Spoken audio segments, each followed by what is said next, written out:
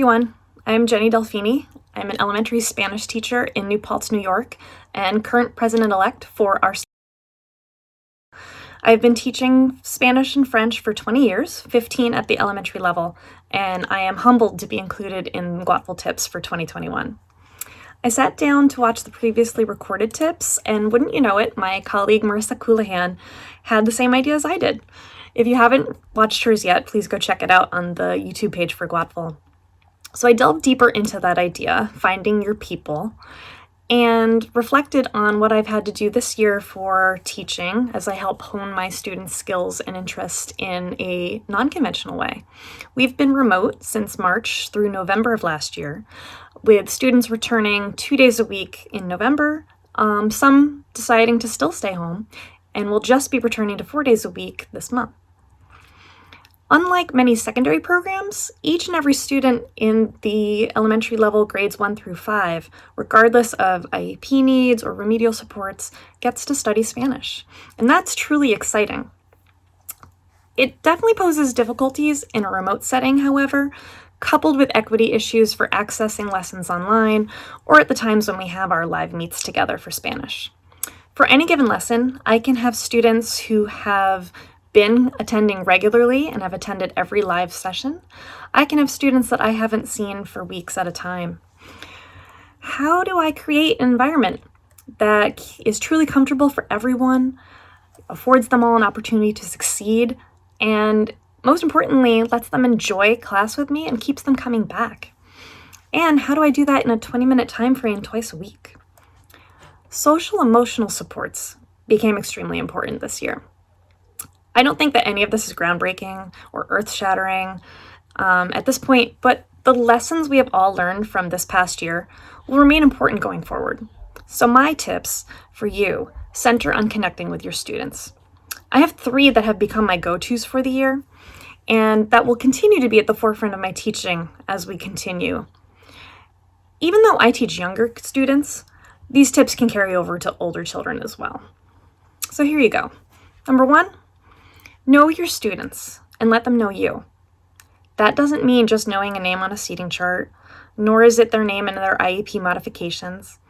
This means noticing what they enjoy, asking them follow-up questions when they share something, commenting on their contributions to class.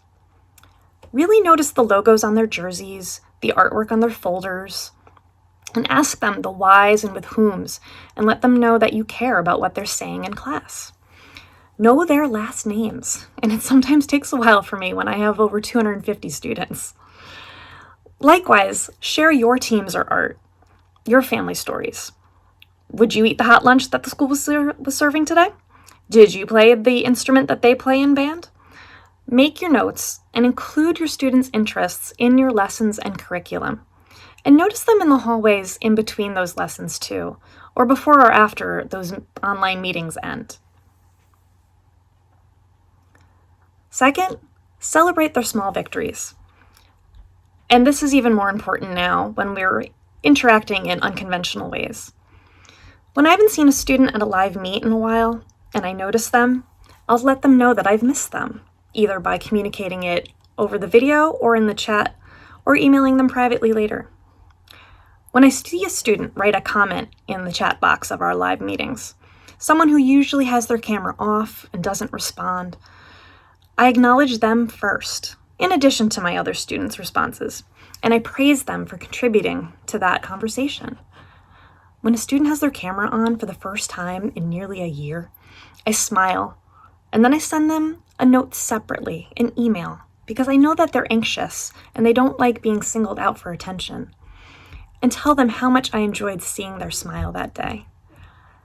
Their contributions in that respect, beyond what we're asking them to do with the language, can really bring up their confidence in your class and encourage them to keep contributing and participating.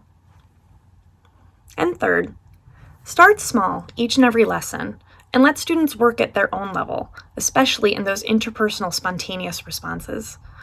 I'm surprised every time by the quality and quantity of work when I let students know that it's okay to work at their level. So many times we single out best of or the one example that is on a pedestal.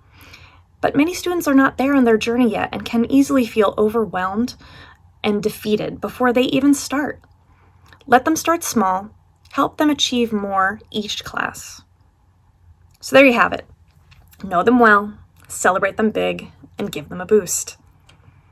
Whether your students are online, in person, or both, I hope you'll consider these tips as you move forward in the future in the way you see your students.